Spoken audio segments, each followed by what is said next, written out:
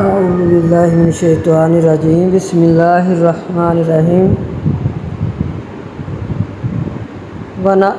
ونحمدہ ونصلی علی رسولہ الکریم اما بعد فاستعذ باللہ من الشیطان الرجیم بسم اللہ الرحمن الرحیم سبحان الذی اسری بعبدہ لیلا من المسجد الحرام إلى المسجد الأقصى الذي باركنا حوله لنريه من آياتنا إنه هو السميع البصير۔ سورہ بنی اسرائیل اور پارہ 15، اس میں اللہ تعالیٰ فرماتے ہیں یہ ان الفاظوں سے شروع ہے کہ پاک ہے وہ ذات پاک جو لے گیا اپنے بندے کو لیلم راتوں رات من المسجد الحرام مسجد حرام سے الی المسجد الاقصی مسجد اقصی تک لے گیا۔ ہم نے اس کے آس پاس برکتیں نازل کی تاکہ ہم اس کو اپنی نشانیاں دکھائیں، اپنے پیارے محبوب کو نشانیاں اپنی دکھائیں، بے شک وہ سننے والا دیکھنے والا ہے۔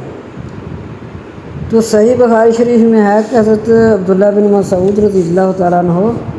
فرماتے ہیں کہ سورہ بنی اسرائیل اور سورہ کہف اور سورہ مریم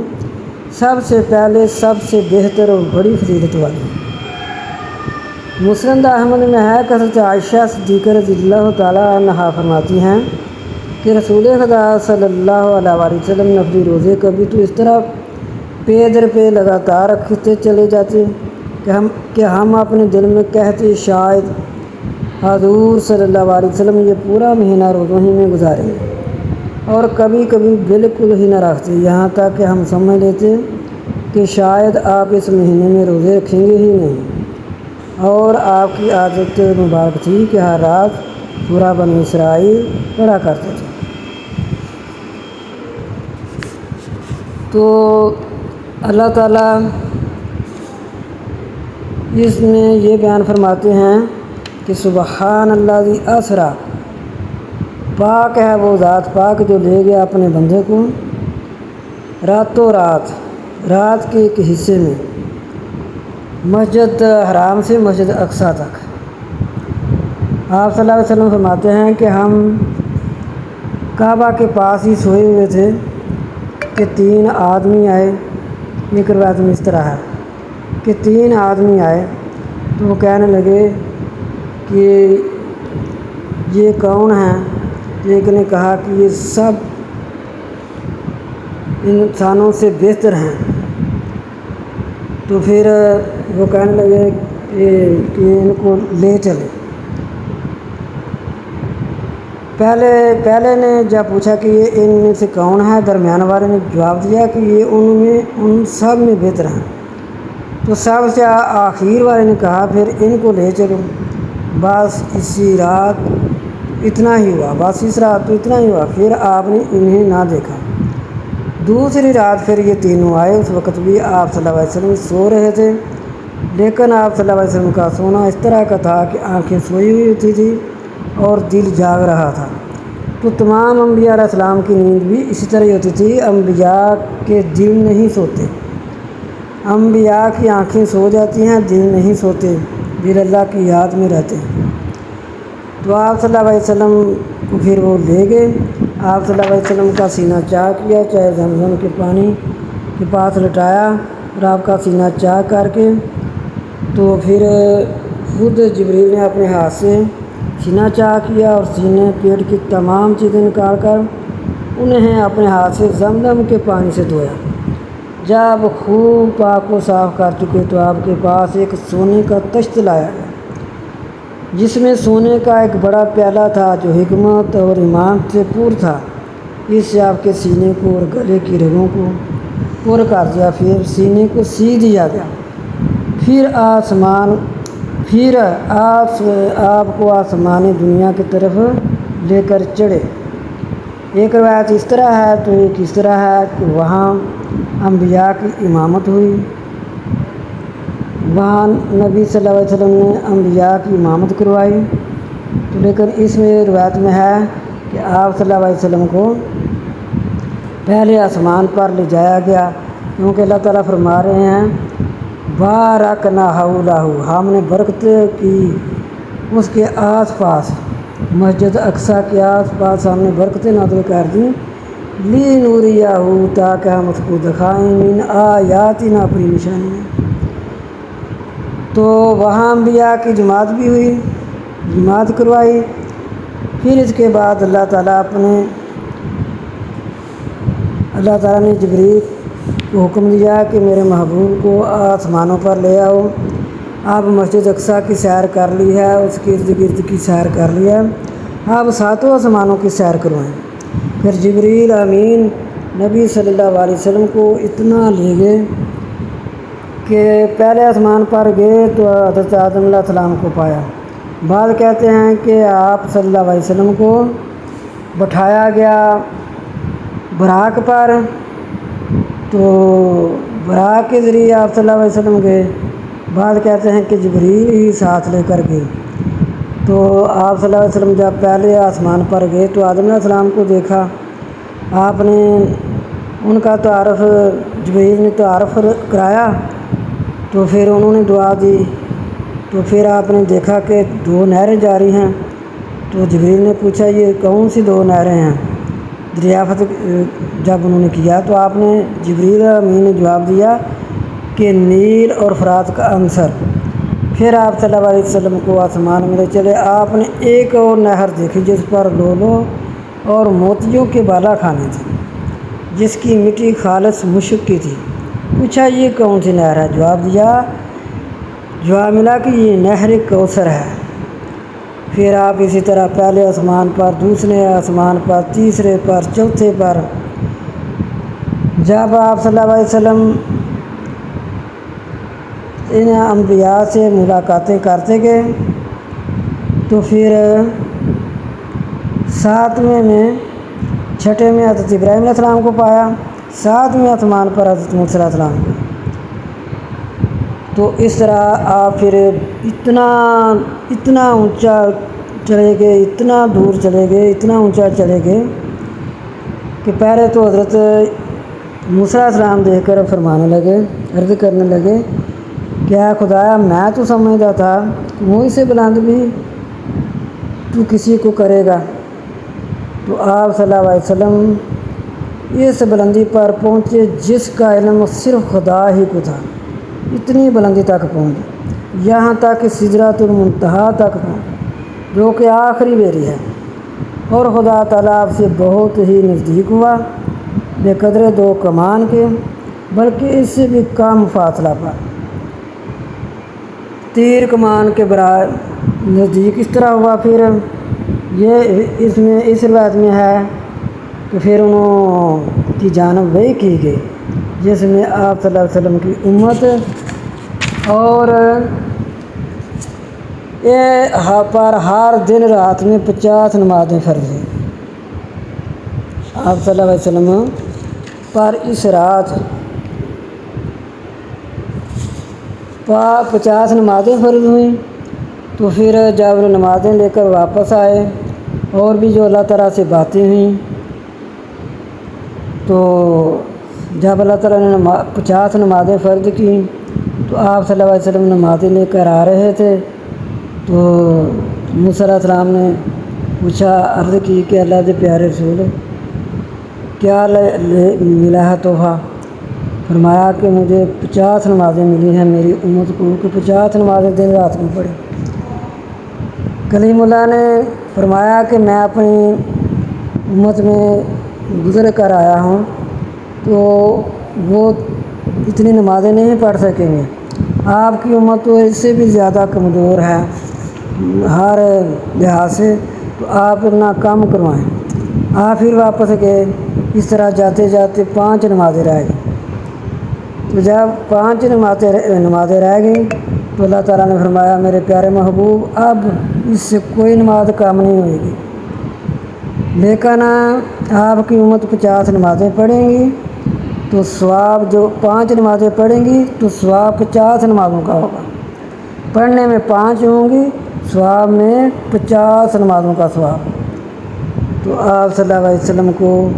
یہ نمازیں جو 5 نمازیں ہیں وقت کے ساتھ پڑھنی، اول وقت میں پڑھنی، سنوار کر، یہ نہیں کہ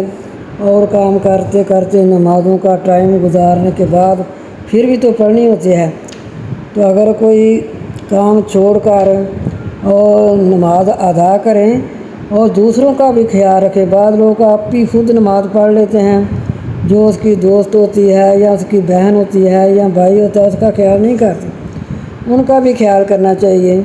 کہ بھائی آپ بھی نماز پڑھ لیں، میں آپ کے حصے کا یہ کام کرتی ہوں یا کرتا ہوں، آپ بھی نماز پڑھ لیں، تو اس کا بھی پھر آپ کو بھی ساتھ ہی ثواب ملے گا۔ بعض صرف اپنی نماز ہی پڑھ لیتے ہیں، دوسروں کا کوئی خیال نہیں کرتے، وہ بیچارے اپنے کام میں لگے ہوئے نماز وہ تنگ وقت میں پڑھتے ہیں۔ تو نماز کو اول وقت میں پڑھنا چاہیے،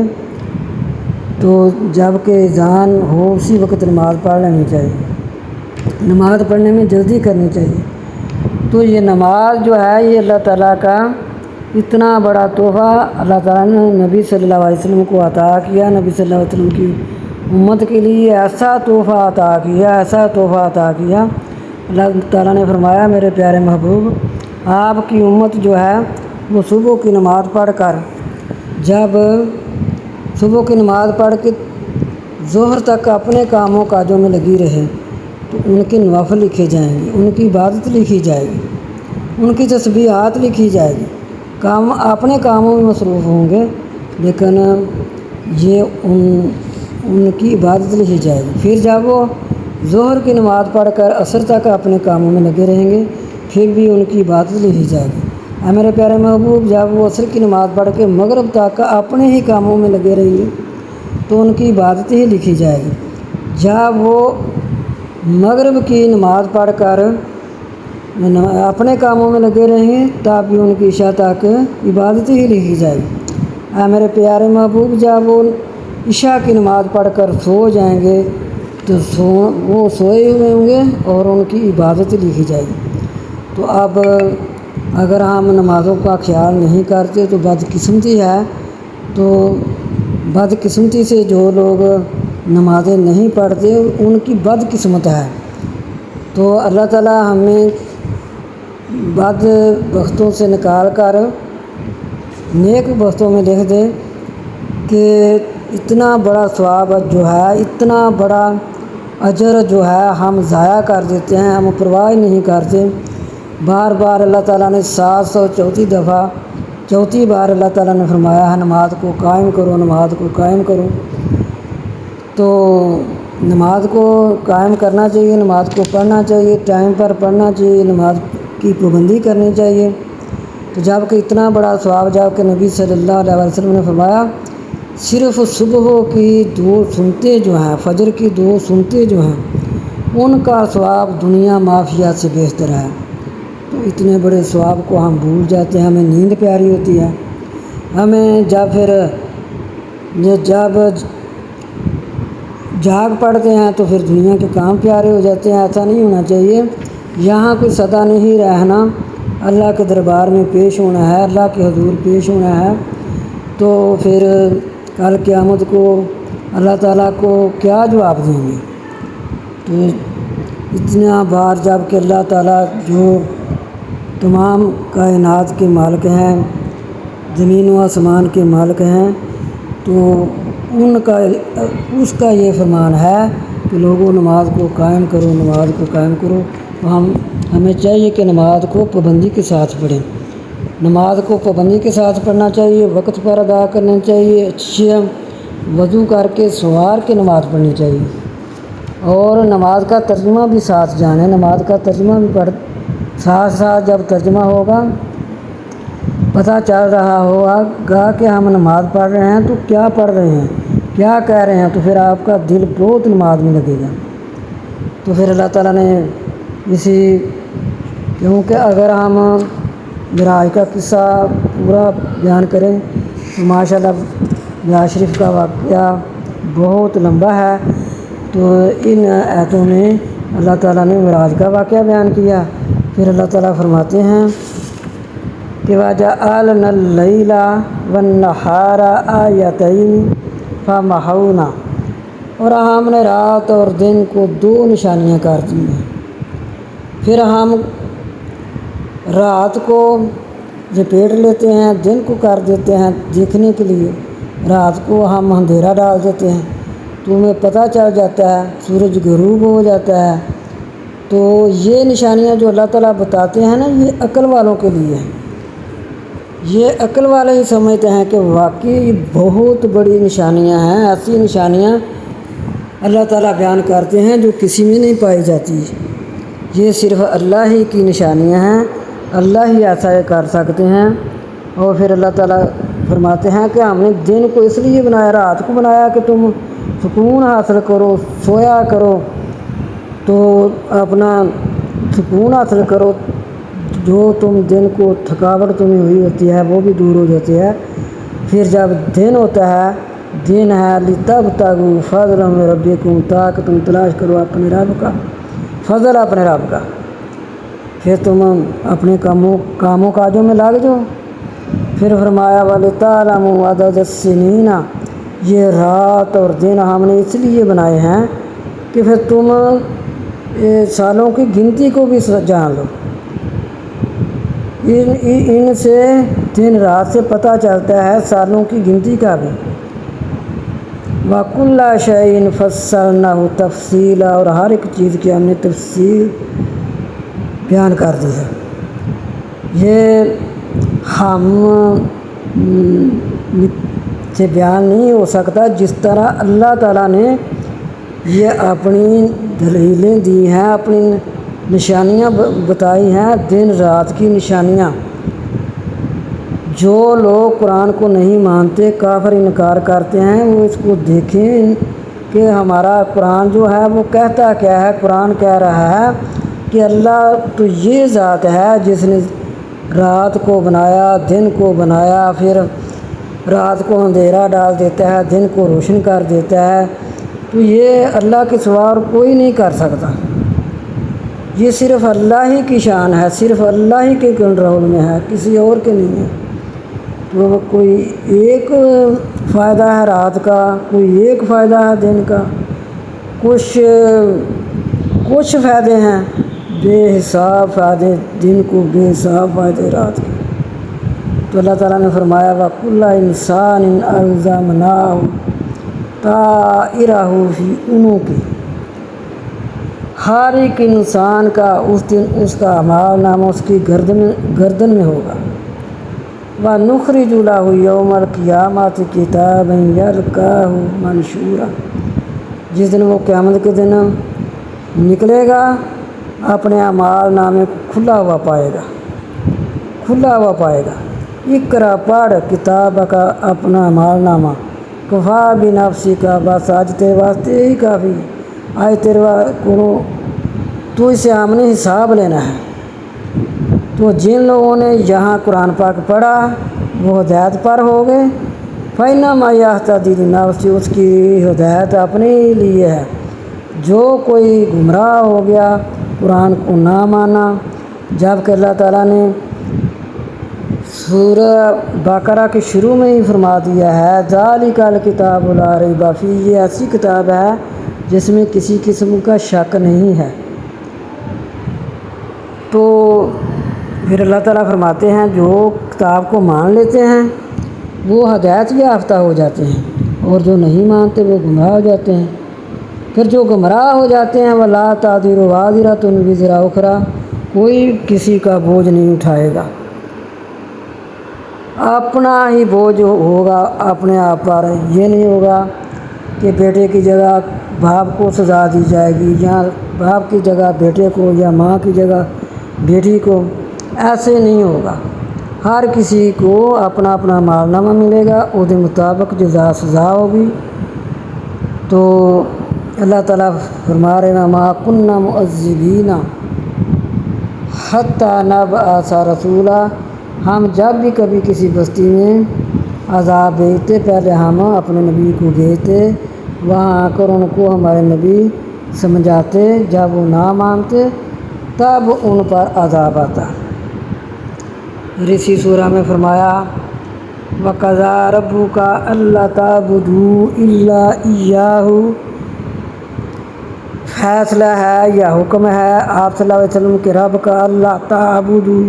نہ تم عبادت کرو مگر خاص اس کی، اور والدین کے ساتھ احسان کرو، اور والدین کے ساتھ احسان کرو۔ اے پر پہنچے تیرے نزدیک بڑھاپے کو ایک ان دونوں میں سے،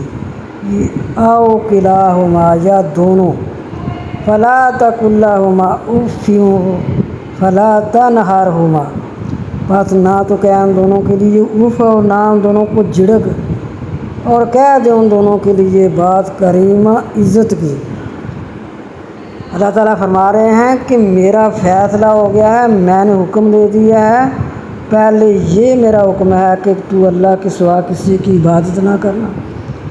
یہ تمام دنیا جہان کے لوگوں کو اللہ تعالیٰ کا فیصلہ ہے کہ صرف اللہ ہی کی عبادت کی جائے، اللہ کے سوا کسی کی عبادت نہ کی جائے، صرف اسی کی عبادت کی جائے۔ پہلے اپنی عبادت کا حکم دیا تو ساتھ ہی یہ حکم دے دیا کہ اپنے والدین کے ساتھ احسان کر، اپنے والدین کے ساتھ احسان کرو، کیونکہ والدین پہلے تو آپ صلی اللہ علیہ وسلم نے فرمایا کہ ماں کے قدموں کے نیچے جنت ہے، تو قرآن پاک یہ کہہ رہا ہے کہ والدین کے ساتھ اچھائی کر۔ اگر وہ تیرے نزدیک تیرے عمر میں تیرے پاس ہیں تو وہ بڑھاپے کو پہنچ گئے ہیں، دونوں پہنچ گئے ہیں یا ان دونوں میں سے ایک بڑھاپے کو پہنچ گیا ہے، تو پھر ان کے ساتھ نرمی سے پیش آ۔ بعض لوگ بہت بدتمیزی کرتے ہیں، ماں کو کہتے ہیں آپ کو پتہ ہی نہیں ہے، آپ پتہ نہیں کیسی باتیں کرتی ہیں، آپ تو بیوقوف ہیں۔ بعض بہت ماشاءاللہ احترام کرتے ہیں، ماں باپ کی بات کو اچھے طریقے سے سنتے ہیں۔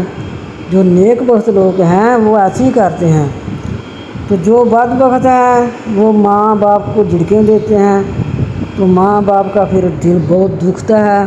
تو ایسے ان کے منہ سے بد دعائیں نکل جاتی ہیں۔ ماں باپ کی بد دعاؤں سے بچنا چاہیے، کیونکہ اللہ تعالیٰ نبی صلی اللہ علیہ وسلم نے فرمایا کہ آپ صلی اللہ علیہ وسلم جب میں ممبر پر چڑھے تو آپ صلی اللہ علیہ وسلم نے 3 دفعہ فرمایا آمین آمین آمین۔ صحابہ نے عرض کیا اللہ کے پیارے رسول، آپ آمین کہہ رہے تھے، ہمیں بھی بتائیے۔ آپ صلی اللہ علیہ وسلم نے فرمایا دیکھو جبریل امین آئے تھے، وہ کہہ رہے تھے کہ اللہ کے پیارے رسول صلی اللہ علیہ وسلم جس کے ہوتے ہوئے اس کے ماں باپ، اگر کسی کے ماں باپ بڑھاپے کو پہنچ جائیں یا ان دونوں میں یا دونوں یا ان دونوں میں سے کوئی ایک، تو وہ اپنے ماں باپ کی عزت کر کے، اپنے ماں باپ کی خدمت کر کے اس نے جنت حاصل نہیں کی تو وہ تباہ و برباد ہو جائے۔ جبریل کہہ رہے ہیں، تو میں نے کہا آمین۔ پھر آپ صلی اللہ علیہ وسلم نے فرمایا کہ دوسری بار اس لیے میں نے آمین کہا کہ جبریل امین نے فرمایا کہ جن لوگوں کی زندگی میں رمضان آ جائے تو رمضان میں وہ اپنی بخشش نہ کروا سکیں، ان کو پتہ ہی نہ ہو کہ ہم پر رمضان مبارک آیا ہے، یہ صرف اس کا احترام نہیں کرتے، اس کو صحیح ادا نہیں کرتے، اللہ تعالیٰ کی طرف رجوع نہیں کرتے، تو رمضان کی اس طرح قدر نہیں کرتے جس طرح حق ہے قدر کرنے کا، اتنی اپنی بخشش ہی نہیں مانگتے، استغفار ہی نہیں کرتے، تو اللہ سے اپنے آپ کو بخشوا نہیں سکتے اس مہینے میں، جب کہ یہ مہینہ بخشش کا ہے، تو بخشا نہیں سکتے اس مہینے میں۔ اگر وہ اس مہینے کو پا لیتے ہیں تو وہ تباہ و برباد ہو، تو آپ صلی اللہ علیہ وسلم نے فرمایا آمین۔ تیسرا وہ شخص کہ جب اس کے سامنے نبی صلی اللہ علیہ وسلم کا نام لیا جائے، نام آ جائے نبی صلی اللہ علیہ وسلم کا، تو وہ درود نہ پڑھے تو وہ تباہ و برباد ہو، آپ صلی اللہ علیہ وسلم نے فرمایا آمین۔ تو اتنی بڑی فضیلت ہے والدین کی، اتنی بڑی فضیلت ہے رمضان المبارک کی، اتنی بڑی فضیلت ہے نبی صلی اللہ علیہ وسلم پر درود پاک بھیجنے کی۔ آپ صلی اللہ علیہ وسلم نے فرمایا کہ جب کوئی مجھ پر درود بھیجتا ہے تو اللہ تعالیٰ اس کے 10 گناہ معاف کرتا ہے، اور اس کے لیے 10 نیکیاں لکھ دی جاتی ہیں اور اس کے لیے 10 درجے بلند کیے جاتے ہیں اور اس پر اللہ تعالیٰ خود 10 بار درود پڑھتے ہیں۔ اتنے بڑے وعدے اللہ تعالیٰ کی، اتنا سودا، اتنا نفع کا سودا ہم چھوڑ کر صرف دنیا کے پیچھے کیوں پڑ گئے؟ ان چیزوں کو دیکھیے، جو کتاب ہماری طرف آئی ہے، جو ہمیں حکم دے رہی ہے، اس کے حکم سنیں اور اس کو سمجھ کر اس پر ہم عمل کریں تو ہم جنتی بنیں۔ کتنا فائدہ ہے صرف یہ کہہ رہا ہے، جب کوئی کسی عالم کے منہ سے، کسی بچے کے منہ سے، جب بھی کسی سے سن لیں محمد صلی اللہ علیہ وآلہ وسلم بلا جھجک اسی وقت صلی اللہ علیہ وآلہ وسلم منہ پر، زبان پر ضرور آ جائے۔ جب آئے گا، جب آپ پڑھ دیں گے تو 10 گناہ بھی معاف ہوں گے، 10 نیکیاں بھی لکھی جائیں گی، 10 درجے بھی بلند ہوں گے اور اللہ تعالیٰ خود 10 بار اس پر درود بھیجے گی۔ تو پھر اللہ تعالیٰ فرماتے ہیں وَاخْفِضْ لَهُمَا جَنَاحَ الذُّلِّ مِنَ الرَّحْمَةِ، تیرے والدین جب تجھے کوئی کسی وجہ سے تجھے مارے، کوئی ڈانٹ کرے تو اپنے بازو ذلت کے جھکا دے۔ بعض لوگوں کو جب کچھ بچہ ہوتا ہے، وہ پھر اس میں یہ کہا جا رہا ہے کہ جب ماں کوئی ہاتھ مارتی ہے، بعد کی عادت ہوتی ہے، بعد تو بچوں کو نہیں مارتے، بچے ماشاءاللہ ویسے ان کی تربیت کر رہی ہوتی ہیں مائیں پیار کے ساتھ، تو بعد جو ہیں وہ مارتے ہیں، تو جو مارتے ہیں تو نبی صلی اللہ علیہ وسلم نے فرمایا جب اس کا ماں یا اس کا باپ اسے مارے تو وہ اپنے ہاتھ بھی اوپر نہ کرے، اپنے آپ کو بچانے کے لیے بھی نہ کرے کہ ایسے یہ نہ کوئی دیکھ کر کہے کہ وہ آگے سے ہاتھ اٹھا رہا ہے یا ہاتھ اٹھا رہی ہے، تو پھر اپنے والدین کے لیے کہے وَقُلْ رَبِّ ارْحَمْهُمَا كَمَا رَبَّيَانِي صَغِيرًا، کہ رب میرے ماں باپ پر رحم کر، ان کو اب ہوش نہیں رہا، یہ باتیں کرتے ہیں بڑھاپے والی، تو جب وہ بڑھاپے میں ہوتے ہیں تو اس کے بارے میں تو سورہ یاسین میں اللہ تعالیٰ نے فرمایا ہے کہ جب بڑھاپے کو پہنچتے ہیں تو وہ بچے بن جاتے ہیں، بچوں کی طرح باتیں کرتے ہیں۔ تو جب چھوٹے ہوتے ہیں والدین بچوں کے ساتھ کتنی محبت سے پیش آتے ہیں، بچے سے بار بار کہتے ہیں پھر کہیں یہ بات، تو جب والدین بیچارے ضعیف العمر ہو جاتے ہیں تو وہی ماں باپ کی باتیں بچوں کو اچھی نہیں لگتی، تو قرآن سورہ یاسین میں آتا ہے کہ وہ پھر اسی میں وَنُنَقِّصُهُ فِي الْخَلْقِ، پھر پہلی حالت میں لٹا دیا جاتا ہے، جس طرح بچپن میں وہ باتیں کرتا تھا، جو اس کی بچپن میں عادتیں ہوتی ہیں وہی اس کی عادتیں بڑھاپے میں ہو جاتی ہیں۔ تو پھر ان کے لیے دعا کرنی چاہیے، کہنا چاہیے رب ارحمہما کما ربیانی صغیرا، اے رب میرے ماں باپ پر، میرے والدین پر اس طرح رحم کر جس طرح انہوں نے مجھے بچپن میں پالا۔ بچپن میں ماں باپ کتنی شفقت کرتے ہیں، کتنی شفقت، کتنی محبت کے ساتھ پالتے ہیں، تو اے اللہ میرے والدین کو بھی اسی طرح ان پر رحم کر، اسی طرح ان پر شفقت کر جس طرح انہوں نے مجھے چھوٹے ہوئے پالا تھا۔ پھر اس میں اللہ تعالیٰ فرماتے ہیں وَلَا تَقْتُلُوا أَوْلَادَكُمْ خَشْيَةَ إِمْلَاقٍ، اور نہ تم قتل کرو اپنی اولادوں کو خرچے کے ڈر سے، ہم ہی رزق دیتے ہیں ان کو اور خاص تم کو، بے شک ان کا قتل کرنا ہے خطا بڑی۔ بعض لوگ بچوں کو ضائع کر دیتے ہیں نا، تو اللہ تعالیٰ نے اسے روکا ہے، ان کا قتل جتنا بڑے کو قتل کرنا ہے اسی طرح ہی بچے کو جو گرایا جاتا ہے وہ بھی اسی میں داخل ہے، کس وجہ سے کہ ہمارے بچے نہ زیادہ ہو جائیں۔ جب جتنے ہیں ان کو رزق تو تم تو نہیں دینا، یہ ان کو بھی رزق اللہ ہی نہیں دینا ہے، اگر 3 بچے ہیں تب بھی، اگر 5 ہیں تب بھی، اگر 7 ہیں تب بھی، اگر 1 ہے تب بھی، تو جس بچے نے دنیا پر آنا ہے اس نے اپنے مقدر لے کر آنا ہے، اس کا بھی بہت بڑا بیان ہے کہ 3-4 ڈائریاں اللہ تعالیٰ نے تیار کر کے پھر اللہ تعالیٰ دنیا پر بھیجتے ہیں، تو ان کے رزق کا تو ذمہ دار صرف اللہ تعالیٰ ہی ہیں، تو ان کو رزق کے ڈر سے نہ قتل کیا کرو۔ ولا تقربوا الزنا، نہ قریب جاؤ زنا کہ انہ بے شک وہ کانا ہے فاحشہ بے حیائی وساء سبیلا اور برا راستہ۔ پھر اللہ تعالیٰ نے فرمایا کہ زنا کے قریب نہ جاؤ، بے شک وہ بے حیائی ہے اور برا راستہ ہے۔ نبی صلی اللہ علیہ وسلم کے پاس ایک آدمی آیا تو کہنے لگا کہ اللہ کے پیارے رسول، میں کلمہ تو پڑھ لوں گا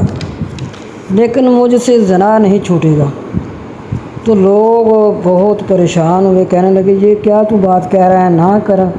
نبی صلی اللہ علیہ وسلم کے سامنے یہ بات نہ کر۔ اس نے کر ہی دیا۔ آپ صلی اللہ علیہ وسلم نے فرمایا اسے آنے دو، میرے پاس آنے دو۔ جب وہ آیا تو اس نے یہ کہا کہ مجھ سے یہ نہیں ہو سکتا، میں زنا نہیں چھوڑ سکتا۔ آپ صلی اللہ علیہ وسلم نے فرمایا بیٹھ جائیے۔ آپ صلی اللہ علیہ وسلم کے پاس وہ بیٹھ گیا تو آپ صلی اللہ علیہ وسلم نے فرمایا مجھے یہ بتا، کیا تو یہ پسند کرتا ہے کہ تیری ماں کے ساتھ کوئی زنا کرے؟ کہنے لگا استغفر اللہ، نہیں میں تو یہ نہیں پسند کرتا۔ پھر آپ صلی اللہ علیہ وسلم نے فرمایا کیا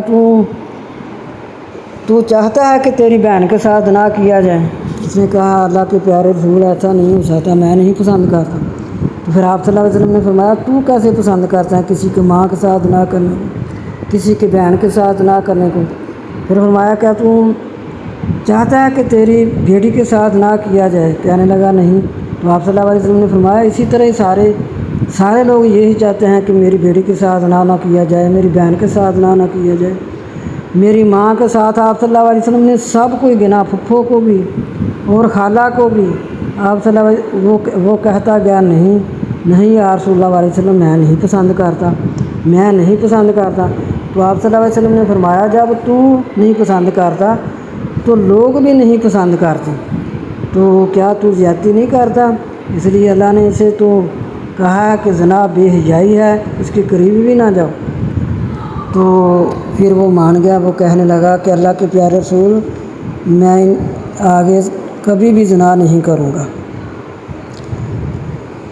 تو اس سے بھی اللہ تعالیٰ نے منع کیا کہ زنا کے قریبی بھی نہ جاؤ۔ اور پھر آپ صلی اللہ علیہ وسلم نے فرمایا کہ مومن اس وقت تک مومن نہیں ہو سکتا جب کہ کوئی چیز جو اپنے لیے پسند کرتا ہے وہی اپنے بھائی کے لیے پسند کرے۔ جو یہ چاہتا ہے کہ میری بہن کے ساتھ نہ کیا جائے، وہ کسی کی بہن کے ساتھ کیوں نہ کرے؟ جو یہ کہتا ہے کہ میری ماں کے ساتھ نہ کیا جائے، وہ کسی کی ماں کے ساتھ نہ کرنے کو کیوں پسند کرتا ہے؟ جو یہ کہتا ہے میری بہن کے ساتھ نہ کیا جائے، جو چیز اپنے لیے ناپسند کرتے ہو وہی اپنے مسلمان بھائی اور مومن کے بھائی کے لیے پسند کرو، تب مومن ہوگے، تب مسلمان ہوگے۔ پھر اللہ تعالیٰ نے فرمایا کہ وَأَوْفُوا الْكَيْلَ إِذَا كِلْتُمْ، پورا کرو ماپ جب تم ماپو، وزن ساتھ انصاف کے سیدھا۔ ترازو پر جب کوئی چیز تولتے ہو تو اس کو انصاف کے ساتھ تولو، یہ نہ ہو کہ جب کسی کو دیں کم دیں، جب آپ لیں خود لیں تو زیادہ لیں، ایسے نہ کرو۔ تو یہ اس پر بھی عمل ہونا چاہیے، اس کے لیے بھی اسپیشل حضرت شعیب علیہ السلام آئے تھے۔ تو ہمارا قرآن بھی کہہ رہا ہے اوفوا الکیل، پورا کرو ماپ جب اذا کلتم، جب ماپو تم، وزنوا بالقسطاس المستقیم، وزن ساتھ انصاف کے سیدھا۔ زیادہ نہیں دے سکتے تو پورا تو کرو۔ پھر فرمایا کہ ولا تمشی فی الارض مرحا، اور نہ تو چل زمین میں اکڑ کر، بے شک تو ہرگز نہیں پھاڑ سکتا زمین کو، نہ تو پہاڑوں کی بلندیوں کو پہنچ سکتا ہے۔ اللہ تعالیٰ کو تکبر پسند نہیں ہے۔ بعض لوگوں کے پاس اگر رزق پہلے سے زیادہ آ جائے تب بھی وہ تکبر کرنے لگ جاتے ہیں، اکڑتے ہیں۔ جب کوئی ان کو اسی طرح بات وہ تکبر کرنے لگتے ہیں تو اللہ تعالیٰ فرماتے ہیں کہ تکبر کرنے سے نہ تو زمین کو بانٹ سکتا ہے، نہ تو پہاڑوں کی بلندیوں کو پہنچ سکتا ہے۔ پھر اسی میں اللہ تعالیٰ فرماتے ہیں سورہ بنی اسرائیل میں وَقَالُوا أَإِذَا كُنَّا عِظَامًا وَرُفَاتًا أَإِنَّا لَمَبْعُوثُونَ خَلْقًا جَدِيدًا۔ کافر کہتے ہیں نا کہ کیا جب ہو جائیں گے ہماری ہڈیاں بسیدہ، کیا بے شک نئی مخلوق میں اٹھائے جائیں گے؟ اللہ تعالیٰ فرماتے ہیں میرے پیارے محبوب کہہ دو ہو جو پتھر یا لوہا، ان کافروں سے کہہ دو چاہے تم پتھر ہو جو لوہا ہو جو یا ایسے ہو جو تمہیں بہت بڑی چیز لگتی ہے، بس وہ کہتے ہیں کون ہم کو لٹائے گا؟ کہہ دو وہی لٹائے گا۔ وہ کہتے ہیں جب کہ ہم مردے کو جلا دیتے ہیں اس کی پھر ہم غبار اڑا دیتے ہیں تو وہ ان ذرات کو کیسے اللہ تعالیٰ اکٹھا کر کے پھر انسان کو بنائیں گے؟ تو ہمارا ایمان ہے کہ یہی تو ہمارا ایمان ہے۔ کافر جو ہے وہ ایسے کہتے ہیں، ہمارا ایمان یہ ہے کہ اللہ تعالیٰ کو کوئی یہ مشکل ہے؟ اللہ تعالیٰ فرماتے ہیں کہ وہ تو یہ کہہ رہے ہیں ان کو کہو چاہے تم پتھر باندھو لوہا باندھو، جو چیز تمہیں بہت بڑی لگتی ہے تمہارے سینوں میں کھٹکتی ہے وہ باندھو، تو یہ اللہ ہی نے تمہیں دوبارہ لٹانا ہے جس نے تم کو پہلی بار پیدا کیا۔ تو اللہ تعالیٰ فرماتے ہیں پھر وہ سر کو ہلا کر کہتے ہیں اچھا تو پھر یہ کب ہوگا؟ اللہ تعالیٰ فرماتے ہیں کوئی دور نہیں ہے، جلدی سے وہ دن آنے والا ہے جس دن تم کو زندہ اٹھایا جائے گا۔ پھر فرمایا اللہ تعالیٰ نے اسی سورہ میں اقیم الصلاۃ لدلوک الشمس الی غسق اللیل وقرآن الفجر، نماز کو قائم کرو سورج ڈالتے وقت، جب سورج ڈالتے ظہر کی نماز رات کے اندھیروں میں، اس میں مغرب اور عشاء کی نماز ہے طرف رات کے اندھیروں میں، تو پھر قرآن فجر کو پڑھو۔ قرآن فجر کا پڑھنا گواہی دے گا کل قیامت کو کہ یہ لوگ مجھے صبح ہوتے ہی پہلے یہ میری تلاوت کیا کرتے تھے، تو وہ اپنے پڑھنے والے کی سفارش کرے گا۔ تو قرآن کو صبح ضرور اس کی تلاوت کرنی چاہیے اور سمجھنا بھی چاہیے۔ تو پھر اللہ تعالیٰ نے فرمایا بے شک قرآن فجر کا ہے حاضر ہونے والا، گواہی دینے والا، اور رات کو پس تہجد پڑھ ساتھ اس کے نفل ہوں گے آپ صلی اللہ علیہ وسلم کے لیے، آن قریب ہے یہ کہ پہنچائے گا آپ صلی اللہ علیہ وسلم کو آپ کا رب مقام محمود پر۔ یہ مقام محمود جو آپ صلی اللہ علیہ وسلم کو قیامت کے دن اللہ تعالیٰ نے عطا کرنا ہے، اسی لیے ہم دعا پڑھتے ہیں نا اذان کے بعد والی، تو جو دعا پڑھتے ہیں ان کی بھی نبی صلی اللہ علیہ وسلم سفارش کریں گے، کیونکہ ہم ہر دعا میں یہ پڑھتے ہیں وَابْعَثْهُ مَقَامًا مَحْمُودًا لِلَّذِي وَعَدتَّهُ۔ تو یا اللہ جو نبی صلی اللہ علیہ وسلم سے تو نے وعدہ کیا ہے کہ آپ صلی اللہ علیہ وسلم کو مقام محمود عطا کرنا ہے، جو جب ہم ان کے لیے دعا کریں گے تو کل قیامت کو وہ ہماری سفارش کریں گے۔ تو دعا جو ہے اذان کے بعد والی یاد کرنی چاہیے۔ پھر اللہ نے فرمایا وَلَقَدْ آتَيْنَا مُوسَىٰ 9 آیَاتٍ بَيِّنَاتٍ فَاسْأَلْ بَنِی إِسرَائِیلَ، اور البتہ تحقیق دی ہم نے موسیٰ علیہ السلام کو 9 نشانیاں، 9 معجزات واضح، پس پوچھ بنی اسرائیل سے جب آئے ان کے پاس کہا واسطے اس کے فرعون نے بے شک میں تجھے گمان کرتا ہوں اے موسیٰ علیہ السلام تم جادو کیے گئے ہو،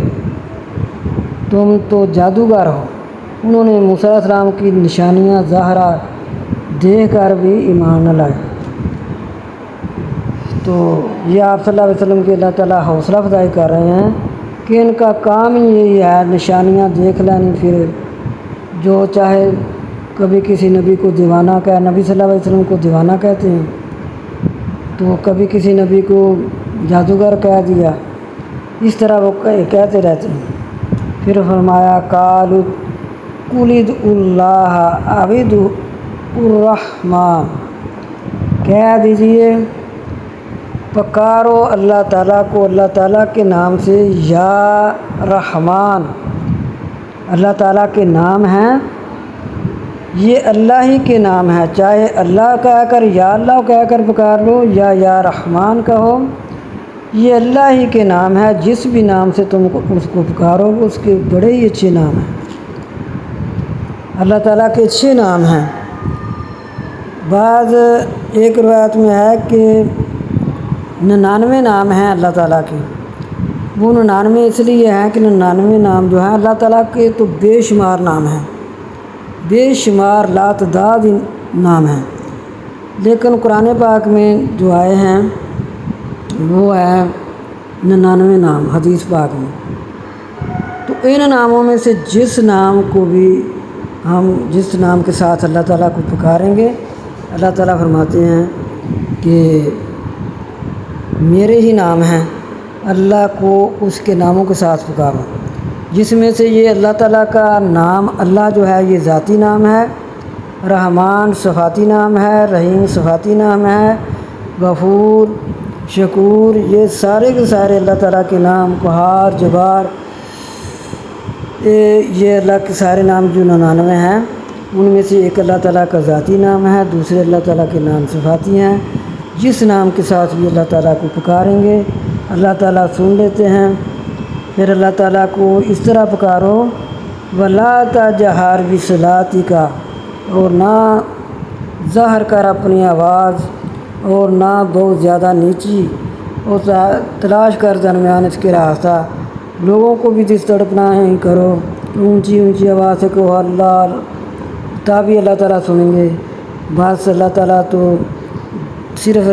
تم کے ہونٹ بھی ہلتے ہوں گے، تو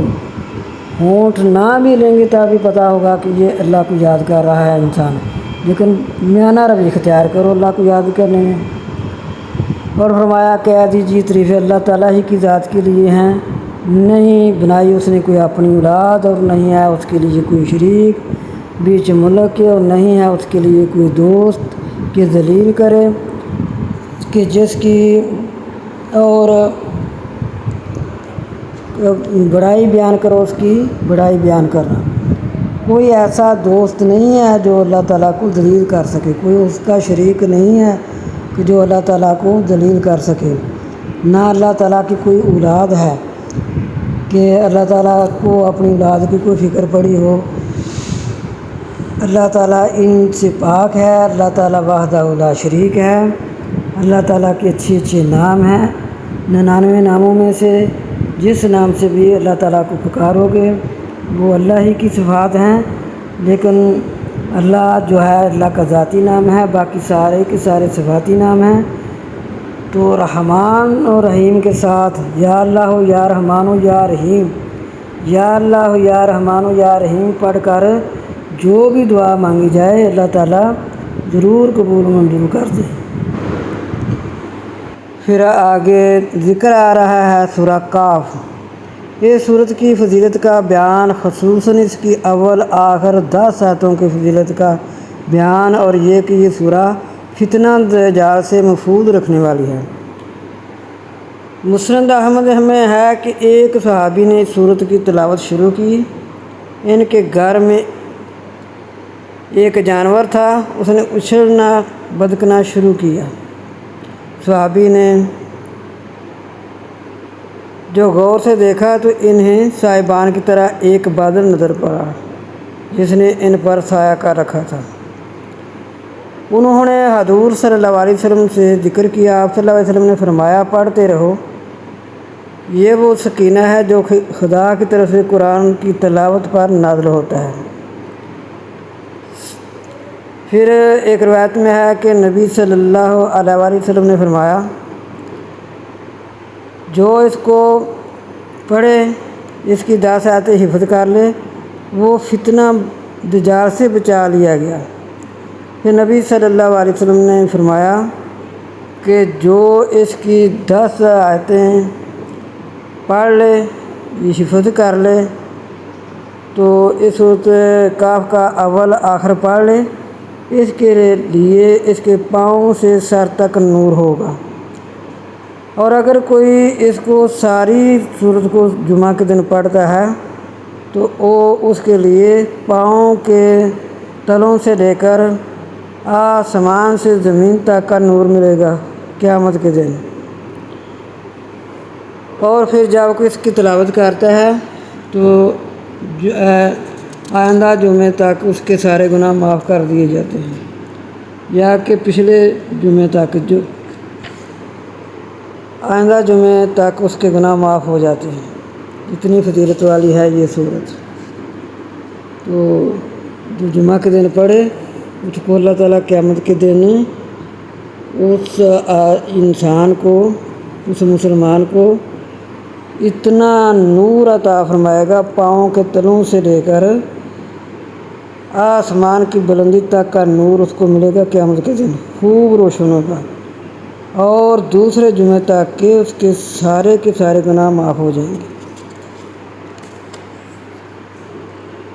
بسم اللہ الرحمن الرحیم۔ الحمدللہ الذی انزل علی عبدہ الکتاب ولم یجعل لہ عوجا۔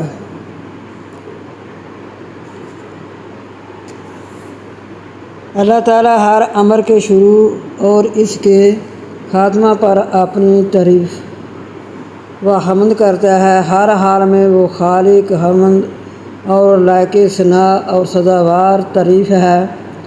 اول آخر مستحق حمد فقط اسی کی ذات والا صفات ہے۔ اس نے اپنے نبی کریم صلی اللہ علیہ وسلم پر نازل فرمایا جو اس کی بہت بڑی نعمت ہے، جس سے تمام بندگان خدا اندھیروں سے نکل کر نور کی طرف آ سکتے ہیں۔ اس نے اس کتاب کو ٹھیک ٹھاک اور سیدھی اور الست رکھی ہے، جس میں کوئی کجی، کوئی کسر، کوئی کمی نہیں چھوڑی۔ صراط مستقیم کی رہبری واضح، صاف اور ظاہر ہے، بدکاروں کو ڈرانے والی، نیک کاروں کو خوشخبریاں سنانے والی، معتدل، سیدھی، مخالفوں اور منکروں کو خوفناک عذابوں کی خبر دینے والی یہ کتاب ہے۔ جو عذاب اس کی طرف سے کہ ہیں دنیا میں بھی اور آخرت میں بھی، ایسے عذاب کے نہ اس کے سے عذاب کسی کے نہ اس کے سی پکڑ کسی کے ہاں جو اس پر یقین کرے، ایمان لائے، نیک عمل کرے۔ اسے یہ کتاب اجر عظیم کی خوشی سناتی ہے، جس ثواب کو ہمیشگی اور دوام ہے۔ تو اس لیے اللہ تعالیٰ جب بھی اپنا ذکر فرماتے ہیں تو اس صورت نازل شروع ہوتا ہے، پہلے بھی حمد کے ساتھ یا کہ شروع میں یا کہ آخر میں، تو اللہ تعالیٰ فرما رہے ہیں کہ ہم نے اپنے پیارے نبی صلی اللہ علیہ وسلم میں ایسی کتاب اتاری ہے جس میں کسی قسم کی کوئی کجی، کوئی ڈینگ نہیں ہے۔ پھر اس میں ذکر آ رہا ہے اصحاب کہف کا، کہ اصحاب کہف کا اجمال کے ساتھ بیان ہو رہا ہے، پھر تفصیل کے ساتھ بیان ہوگا۔ فرماتا ہے کہ وہ واقعہ ہماری قدرت کے بے شمار واقعات میں سے ایک نہایت معمولی واقعہ ہے۔ اس سے بڑے بڑے نشان روزمرہ تمہارے سامنے ہیں، آسمان زمین کی پیدائش، رات دن کا ہیر پھیر، سورج چاند کی اطاعت گزاری وغیرہ قدرت کی انگنت نشانیاں ہیں جو بتا رہی ہیں کہ خدا کی قدرت بے اندازہ ہے، وہ ہر چیز پر قادر ہے، اس پر کوئی کام مشکل نہیں۔ اصحاب کہف نے تو کہیں زیادہ تعجب خیز اور اہم نشان قدرت تمہارے سامنے دن رات موجود ہیں، کہ یہ نہیں ہے کہ جو ان کے ساتھ ہوا یہ بڑی تعجب کی بات ہے، جو تمہارے سامنے ہر روز سورج نکلتا ہے، دن روشن ہو جاتا ہے، سورج غروب ہو جاتا ہے، رات آ جاتی ہے، اندھیرا ہو جاتا ہے، یہ کوئی چھوٹی سی نشانی ہیں، ایمان والوں کے لیے تو یہ بہت بڑی نشانیاں ہیں۔ تو اللہ تعالیٰ فرماتے ہیں جن کے ایمان مضبوط ہونے ہوتے ہیں وہ تو صرف یہی دیکھ کر دن رات کی نشانی جو ہے اس کو دیکھ کر وہ مسلمان ہو جاتے ہیں کہ واقعی کوئی ذات ہے جو اس نظام کو چلا رہا ہے۔ تو صحابہ کہف جو ہیں ان کے وقت میں، ان کے زمانے میں ایک دقیانوس شخص تھا۔ وہ میلہ لگتا تھا تو سب لوگ اس کے سجدہ کرتے اور جو ان کے رسم و رواج اس کے مطابق اس کے ساتھ عمل کیا جاتا، لیکن اذ اول فتیۃ الکهف فقالوا ربنا آتنا من لدنک رحمۃ وہیئ لنا من امرنا رشدا۔ ان میں چند نوجوان جن کو یہ بات اچھی نہ لگی، انہوں نے کہا کہ ہم تو ایسا نہیں کریں گے۔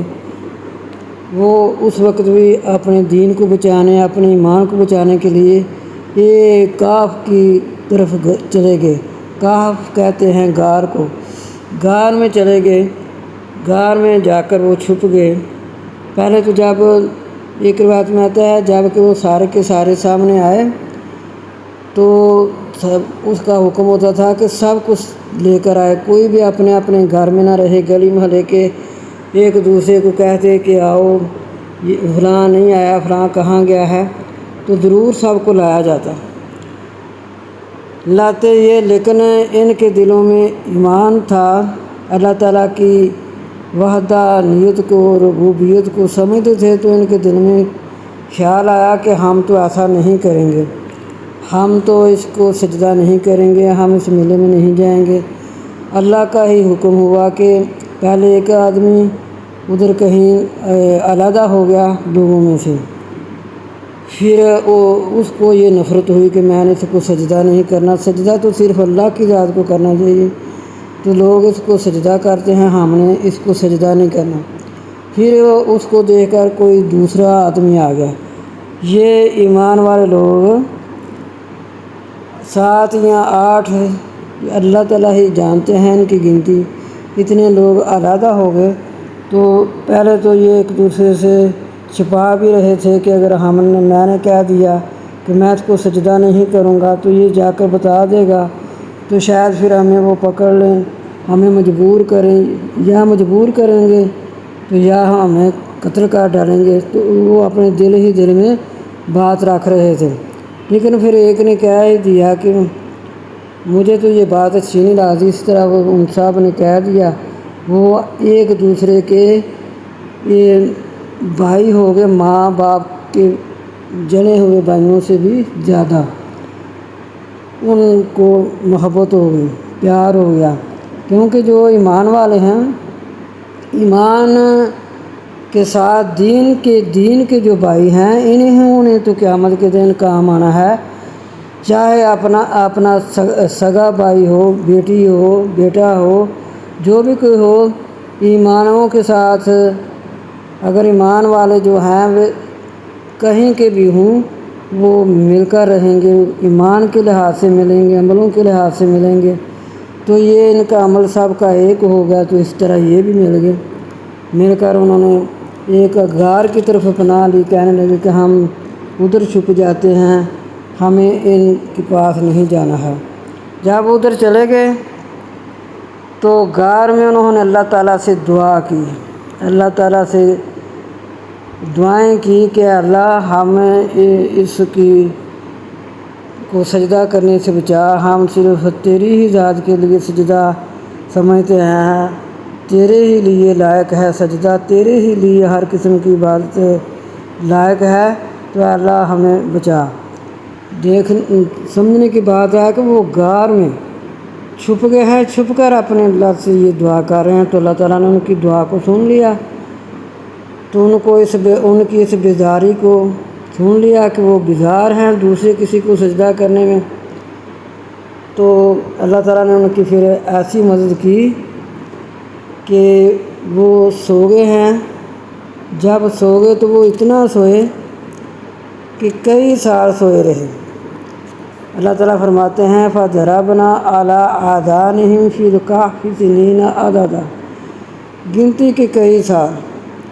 ثُمَّ بَعَثْنَاهُمْ، پھر زندہ کیا ہم نے ان کو، اٹھایا ہم نے ان کو، لِنَعْلَمَ أَيُّ الْحِزْبَيْنِ، تاکہ وہ جان لے گنتی، احصیٰ، تاکہ وہ جان لے کہ کتنی دیر ہم ادھر ٹھہرے ہیں غار میں۔ تو جب ان کو ہوش آئی تو وہ جاگے تو کہنے لگے ایک دوسرے سے کہ ہم کتنی دیر ٹھہرے ہیں ادھر۔ تو کہنے لگے دن یا دن کا بعد حصہ، ہمیں تو یہ معلوم ہوتا ہے کہ ہم صبح کو اس غار میں آئے تھے اور ساتھ ہی ان کا کتا بھی تھا۔ تو کتا جو ہے وہ بھی اپنے جو غار کی باہر کی طرف جو ہے دروازے میں دلہیر پر اپنے ہاتھ پھیلائے ہوئے بیٹھا ہے، تو اس کو وہ ہٹاتے تھے لیکن وہ ساتھ ہی چلا گیا۔ تو کہتے ہیں کہ یہ جو کتا ہے اس کے یہ بھی قیامت کے دن زندہ کیا جائے گا، یہ انسانی شکل میں، وہ بھی انہی ایمان والوں کے ساتھ تھا، اس کو بھی یہ نفرت تھی۔ تو جب ایسے ہی ہوا کہ ان کو ہوش آئے تو کہنے لگے کہ کتنی دیر ٹھہرے، کہنے لگے کہ ہم صبح کو آئے تھے، اب شام ہو گیا، شاید اتنی دیر ٹھہرے ہیں۔ لیکن ان کو کوئی معلوم نہ ہو رہا تھا کہ ہم کتنی دیر ٹھہرے، ہم تو غار میں آ گئے تھے، تو کوئی ان کو حساب نہیں لگ رہا۔ تو کہنے لگے کہ پھر ایسا کرتے ہیں کہ جو اپنے پیسے لے کر نہ جائیں، جو ہمارے پاس سکہ ہے اس کو لے کر جائیں بازار، تو اس سے جا کر پتہ چل جائے گا۔ حیران ہو رہے تھے کہ باہر نکل کر دیکھا کہ وہ تو اور کی اور ہی جگہ بن چکی ہے۔ سے کہنے لگے کہ پھر تو پتہ نہیں لگ رہا۔ تو جب وہ گئے پیسے لے کر تو انہوں نے جا کر ان سے پیسے دیے، جب تو انہوں نے دکاندار نے پیسے دیکھے تو پیسے تو دقیانوس کے زمانے کے تھے، وہ ان کو 300 اور زیادہ 9 سال ہو گئے تھے۔ وہ تو دیکھ کر بہت حیران و پریشان ہوئے کہ یہ لوگ کہاں سے آئے ہیں، یا تو ان کو کوئی خزانہ مل گیا ہے جو یہ پیسے دے رہا ہے، جو یہ سکہ دے رہا ہے، یہ شاید اسے کوئی خزانہ مل گیا ہے۔ تو اور جب وہ سوئے تھے نا غار میں، تو اللہ تعالیٰ فرماتے ہیں کہ ہم نے پھر سورج جو ہے جب ان پر چڑھتا وَتَرَى الشَّمْسَ إِذَا طَلَعَتْ تَزَاوَرُ عَنْ كَهْفِهِمْ ذَاتَ الْيَمِينِ، گائے کی دائیں طرف سے، اور جب غروب ہوتا کترا جاتا ان کی بائیں طرف سے، اور وہ کشادہ میدان میں تھے، ان کو دھوپ کا کوئی اثر نہ ہوتا تھا۔ اور وہ جب جاگے بھی ہیں، جب ان کو ہوش آئی بھی ہے، وہ اسی حالت میں تھے۔ ہوتا ہے نا کہ ناخن بڑھ گئے ہیں یا بال بڑھ گئے ہیں۔ 309 سال گزر گئے، 3 صدیاں 9 سال گزر گئے، وہ اسی حال میں جاگے۔ اگر ان کے ناخن بڑے ہو گئے ہوتے، بال بڑے ہو گئے ہوتے، جسم پر کسی قسم کی کوئی تبدیلی نہ تھی، تو وہ بہت حیران ہوئے کہ باہر تو سارے کا سارا بدل چکا ہے، لیکن ہمیں پتہ نہیں چل رہا کہ ہمیں کیا ہے۔ تو جب ان سے جا کر چیز مانگی، انہوں نے پیسوں کو دیکھا تو انہوں نے کہا کہ ادھر شور مچ گیا کہ یہ لوگ کہاں سے آئے ہیں، کہ یہ آدمی کہہ رہا ہے کہ جو اس نے پیسے دکھائے ہیں یہ تو دقیانوس کے زمانے کے ہیں، اتنی دیر ہو گیا ہے، تو چلو اس کو نا بادشاہ کے حوالے کرو۔ جب بادشاہ کے حوالے کیا گیا تو بادشاہ نے پوچھا کہ یہ کیا ہے۔ کہتے ہیں کہ بادشاہ بھی کوئی مسلمان تھا، اس نے جب ان کی بات سنی تو وہ پہلے بھی مسلمان تھا، تو ان کو ان کی محبت ہوگی کہ یہ تو اللہ تعالیٰ کے نیک لوگ ہیں۔ اس نے جب یہ واقعہ سنایا کہ ہمیں تو اس کو سجدہ کرنے کی نفرت تھی، ہم اس کو سجدہ نہیں کرنا چاہتے تھے، اس لیے ہم علیحدہ ہو گئے تھے۔ تو پھر اس نے کہا بادشاہ نے کہ تھے ان کو دو اور اس کے ساتھ چلو کہ یہ اپنے ساتھیوں کو بھی دکھائے جو ادھر اس کے ساتھی ہیں۔ تو کہتے ہیں کہ جب وہ اپنے ساتھیوں کے پاس لے کر گیا تو وہاں جب گیا تو وہاں ان کو بتایا تک نہیں کہ لیکن وہ ادھر جاتے جاتے پھر وہ بھی ان کے ساتھ ہو گئے۔ جا کر گھر والوں جب گھر میں وہ آدمی داخل ہوا تو پھر ان پر اللہ تعالیٰ نے موت جو ہے وہ واقع کر دی۔ تو ان کو یہ پتہ بھی چل گیا کہ ہم غار میں اتنی دیر تک ٹھہرے۔ تو یہ اللہ تعالیٰ اپنی قدرت دکھاتے ہیں۔ تو اللہ کہتے ہیں ایمان والے، اللہ تعالیٰ خود فرما رہے ہیں کہ تمہیں ان کی یہ دیکھ کر تمہیں لگتا ہے بڑی بڑی نشانی، تو جو تمہارے پاس نشانی ہے دن رات کی یہ اس سے بہت بڑی ہے۔ ایسے ہی تمہارے ساتھ ہوتا ہے، تم صبح کو کام کرتے رہتے ہو، رات کو پھر سو جاتے ہو، یہ کوئی ادنا نشانی ہے۔ پھر فرمایا کہ جب وہ اندر چلے گئے تو کسی کو ضرورت نہیں ہو رہی تھی، اللہ تعالیٰ نے ان پر رعب ڈال دیا، ایسا رعب کہ وہ جا کر جھانک ہی نہیں سکتے تھے کہ دیکھیے یہ کتنے لوگ ہیں۔ تو کہتے ہیں سیقولون ثلاثۃ رابعہم کلبہم، جلدی کہنے لگے 3 ہیں، چوتھا ان کا کتا ہے، اور کہنے لگے 5 ہیں، چھٹا ان کا کتا ہے۔ بن دیکھے اشارے کر رہے تھے اور کہتے 7 ہیں، 8واں ان کا کتا ہے۔ کہہ دیجئے میرا رب قل ربی اعلم، کہہ دیجئے میرا رب بعدتہم، خوب جانتا ہے ان کی گنتی، نہیں جانتا ان کی گنتی مگر تھوڑی۔ بس پھر اللہ تعالیٰ نے فرمایا کہ وہ ان پر اتنا رعب ہوا کہ وہ اب دیکھ ہی نہ سکے آگے بڑھ کر،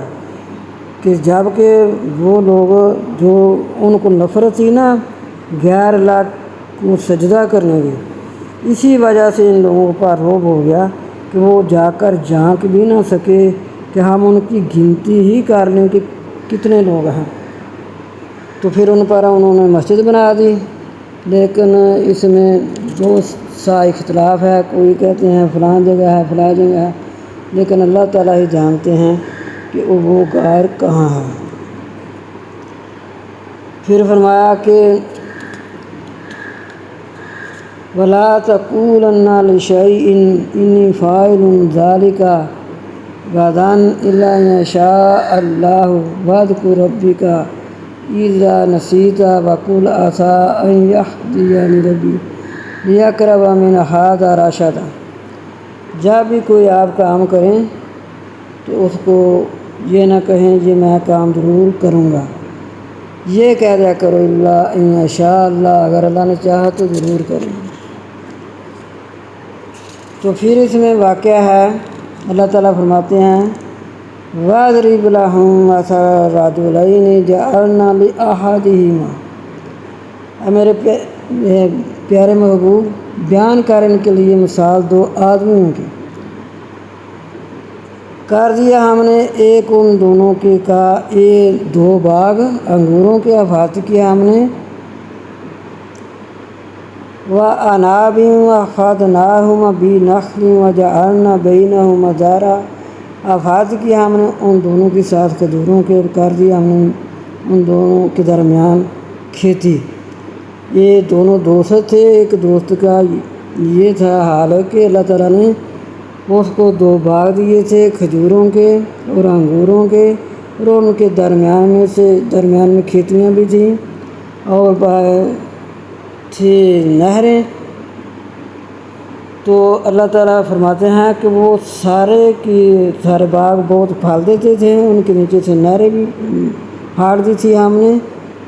وَلَمْ تَظْلِم مِّنْهُ شَيْءٌ وَفَجَّرْنَاهَا خِلَالَهُمَا نَهَرًا، ان کے نیچے میں سے نہریں بھی پھاڑ دی تھی۔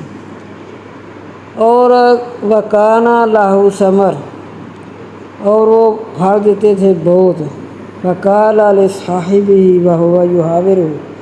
بس کہا اس کے ساتھی نے جو اس کے ساتھ باتیں کرتا تھا، انا اکثر من کا مالا و اعز نفرا۔ جو ایمان والا تو تھا وہ ساتھی دوسرا، لیکن وہ امیر نہیں تھا، غریب تھا۔ تو یہ باغ والا اس کے ساتھ بہت تکبرانہ الفاظ سے کہنے لگا کہ مجھے تو اللہ تعالیٰ نے یہ جو باغ دیا ہے، میں کہتا ہوں یہ نہ تو کبھی ہلاک ہوگا، اگر ہلاک ہو بھی گیا تو میں اسے بہتر دیا جاؤں گا، کیونکہ میں دنیا پر بھی بہتر دیا گیا ہوں، آگے جا کر بھی بہتر دیا جاؤں گا۔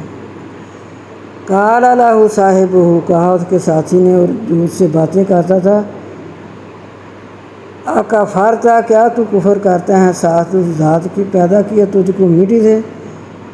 ثم من نطفۃ، پھر نطفہ سے، ثم سواک رجلا، پھر تمہیں ٹھیک ٹھاک آدمی بنایا۔ لیکن وہ اللہ ہے میرا رب، اور نہ شریک کر ساتھ اپنے رب کے کسی ایک کو۔ اور جب تو داخل ہوا اپنے باغ میں تو کہتا ماشاء اللہ، تو باغ کو دیکھ کر یہ کہتا ماشاء اللہ لا قوت الا باللہ، تو پھر تیرا یہ باغ ہمیشہ رہتا۔ لیکن جو یہ تو کہتا ہے کہ تکبر کے ساتھ کہ دیکھو مجھے باغ ہے، تو بہت اللہ کو یاد کرتا ہے، بہت ایسی باتیں کرتا تھا، تو مجھے تو دیکھ رہے ہیں اللہ تعالیٰ نے اتنا کچھ دیا ہے، یہ کبھی ہلاک نہیں ہوگا، اگر یہ ہلاک ہو بھی جائے گا تو آگے جا کر مجھے اس سے زیادہ ملے گا۔ تو پھر اس کی دل آزاری کی، اس نے کہا کہ ایسے نہ کہتا، تو یہ کہتا ہے کہ قلت ماشاء اللہ، جب تو اپنے باغ میں داخل ہوا تھا تو کہتا ماشاء اللہ لا قوت الا باللہ، تو پھر یہ کہنا اچھا ہوتا۔ تو جو غریب تھا کہنے لگا اگر میں کم دیا ہوں تو اسے مال اور اولاد تو کوئی بات نہیں، ان قریب ہے یہ کہ بہتر دیا جائے گا تو اس سے باغ، اگر اللہ نے چاہا تو مجھے بھی اللہ تعالیٰ عطا کریں گے اور بھیجیں گے،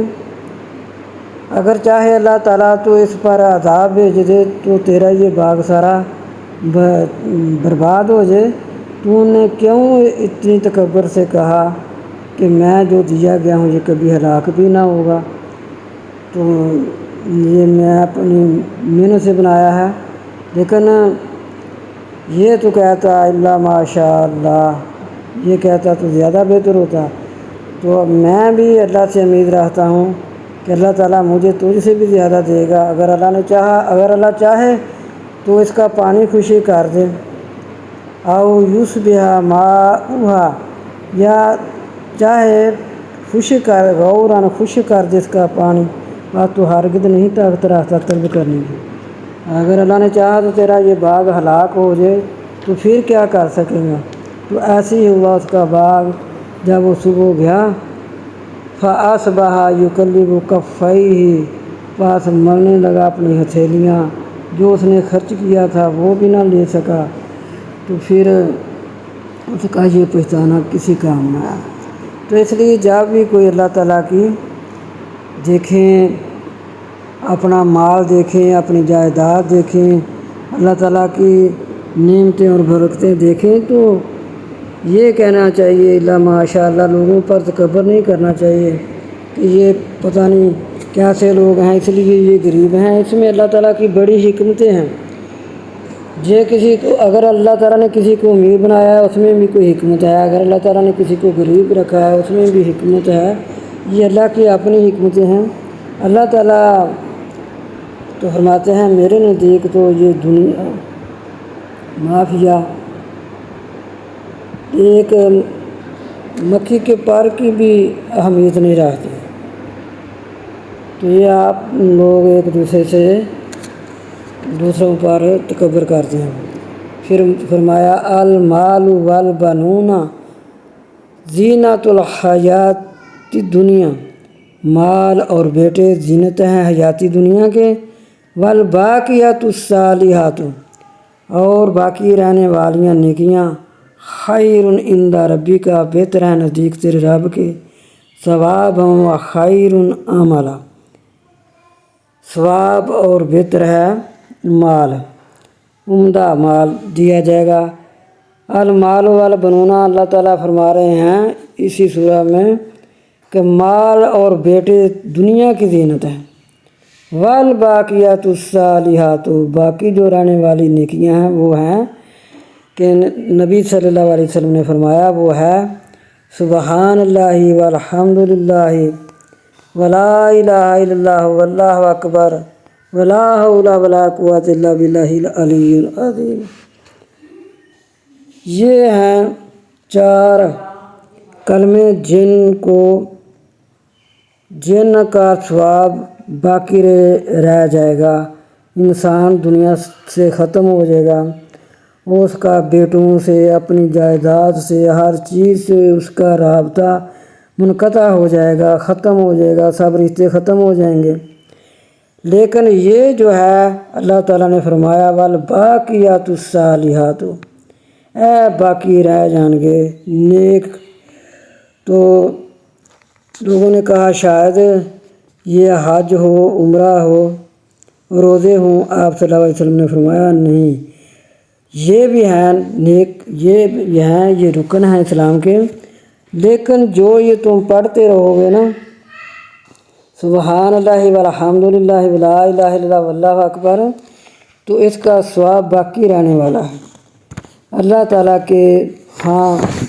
ان کے ساتھ درجات بلند ہو رہے ہوں گے، جتنا پڑھا جائے گا، جتنا یہ پڑھا جائے گا اتنے ہی درجات بلند ہو رہے ہوں گے۔ نبی صلی اللہ علیہ وسلم جب معراج پر گئے تو جبریل نے پوچھا کہ یہ آپ کے ساتھ، حضرت ابراہیم علیہ السلام کو دیکھا، آپ نے حضرت جبریل علیہ السلام سے پوچھا کہ آپ کے ساتھ کون ہے؟ جبریل نے جواب دیا کہ محمد صلی اللہ علیہ وسلم ہیں۔ تو آپ صلی اللہ علیہ وسلم نے فرمایا مجھے مرحبا کہا اور خوش آمدید کہا، اور فرمایا آپ اپنی امت سے فرما دیجیے کہ وہ جنت میں اپنے لیے بہت کچھ باغات لگا لیں، اس کی مٹی پاک ہے، اس کی زمین کشادہ ہے۔ اس نے پوچھا وہاں باغات، آپ صلی اللہ علیہ وسلم نے پوچھا اس میں باغات لگانے کی کیا صورت ہے؟ فرمایا لا حول ولا قوت الا باللہ، بکثرت پڑھے۔ پھر اسی طرح مسند احمد میں نعمان بن بشیر رضی اللہ تعالیٰ عنہ سے روایت ہے کہ ایک رات عشاء کی نماز کے بعد حضور صلی اللہ علیہ وسلم ہمارے پاس آئے، آسمان کی طرف دیکھ کر نظریں نیچی کر لی۔ ہمیں خیال ہوا کہ شاید آسمان میں کوئی نئی بات ہوئی ہے۔ پھر آپ صلی اللہ علیہ وسلم نے فرمایا میرے بعد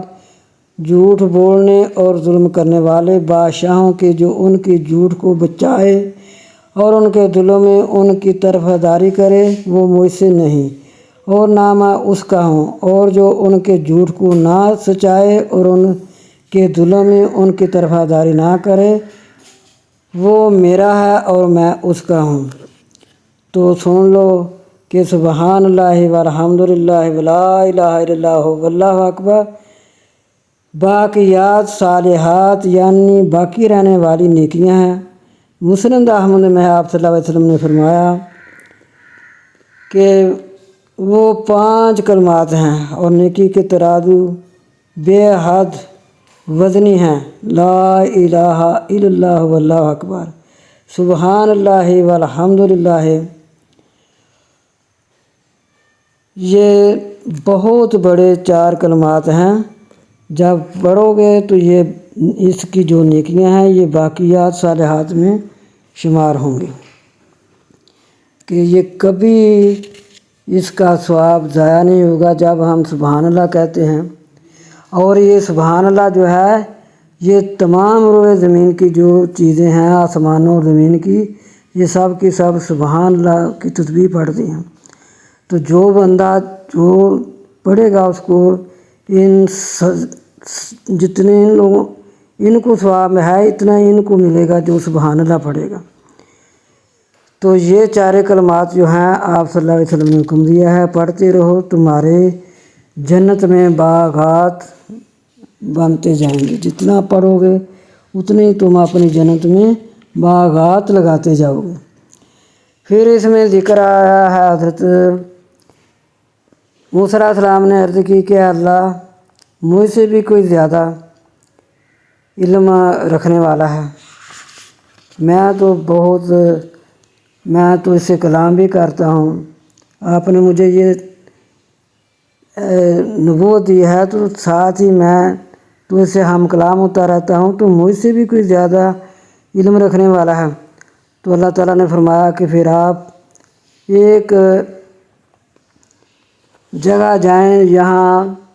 2 دریا ملتے ہیں۔ وَإِذْ قَالَ مُوسَىٰ لِفَتَاهُ لَا أَبْرَحُ حَتَّىٰ أَبْلُغَ مَجْمَعَ الْبَحْرَيْنِ أَوْ أَمْضِيَ حُقُبًا، جہاں 2 دریا ملتے ہیں وہاں جا کر انتظار کرنا، کہ دیکھ لینا کہ تو اسے کوئی زیادہ علم والا میرا بندہ ہے، وہاں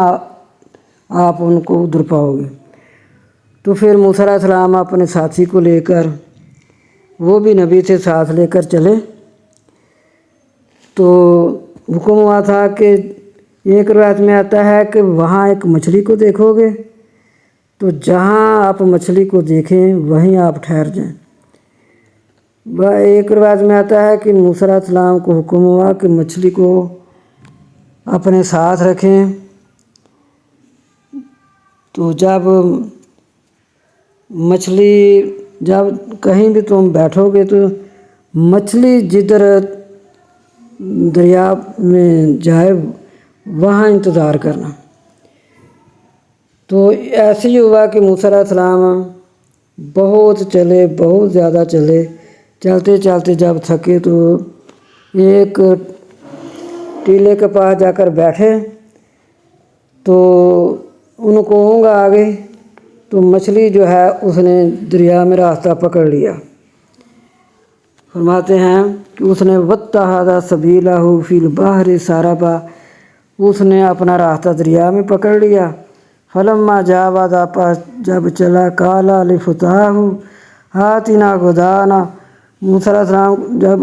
جاگے تو وہاں سے پھر سفر کرنا شروع کر دیا۔ جب پورے دن کا سفر کر لیا تو فرمانے لگے، پھر پہلے بھی اللہ نے یہ فرمایا تھا، تو اب اس سے زیادہ جب ان کا سفر ہو گیا تو آپ تھک گئے، تو آپ نے فرمایا کہ اپنے ساتھی سے، فَلَمَّا جَاوَزَ قَالَ لِفَتَاهُ آتِنَا غَدَاءَنَا، ہم تو بہت تھک گئے ہیں، ہمیں ہمارا کھانا دیں، ہم کھانا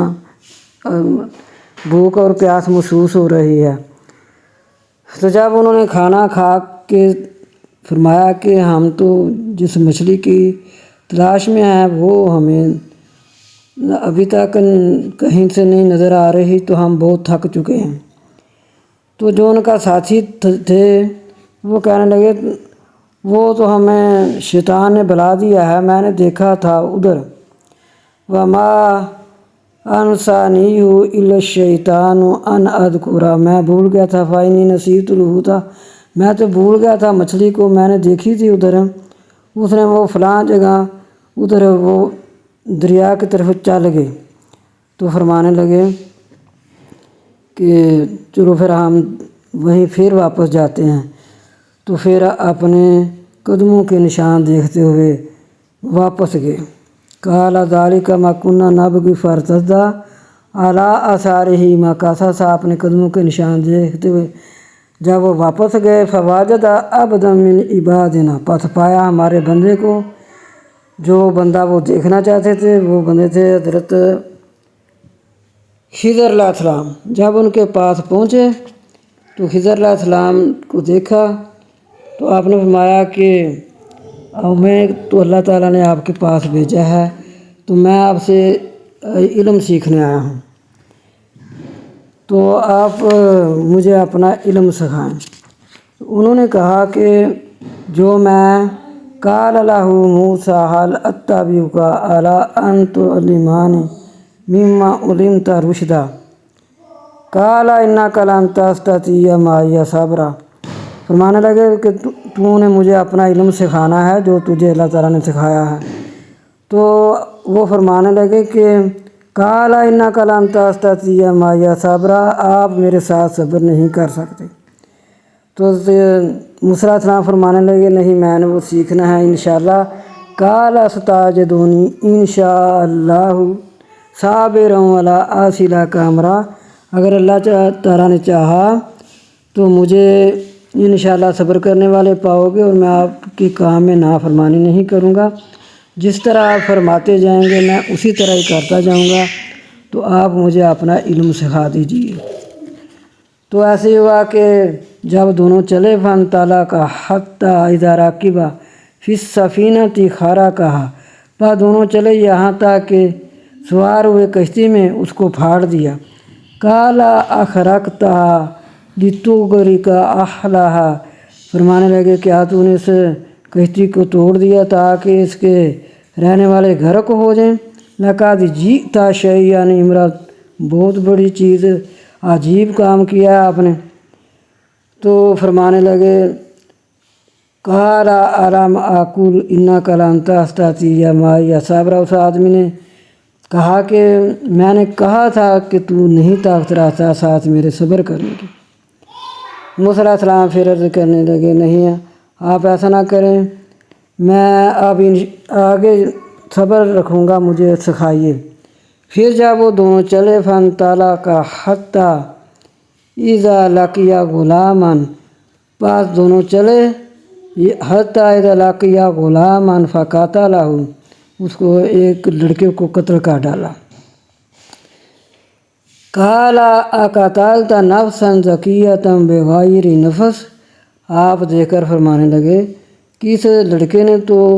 آپ کا کچھ بگاڑا نہیں، آپ کو کچھ کہا نہیں، اتنا پیارا سا لڑکا تھا تو آپ نے بلا وجہ اس کو قتل کر ڈالا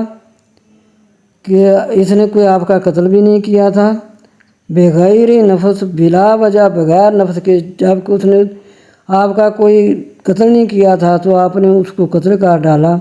لقد جئت شیئا نکرا،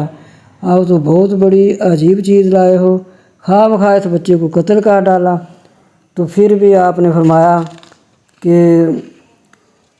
قال الم اقل لک انک لن تستطیع معی صبرا، اللہ تعالیٰ نے توفیق دی۔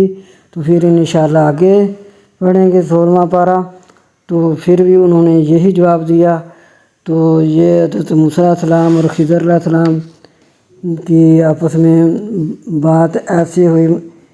وہ ان کے پاس علم سیکھنے گئے، اور دیکھیے کہ علم سیکھنے اور سکھانے کا کیسا طریقہ تھا۔ جی ہمارے چینل کو سبسکرائب کیجئے، لائک کیجئے اور شیئر کیجئے، آپ کا شکریہ۔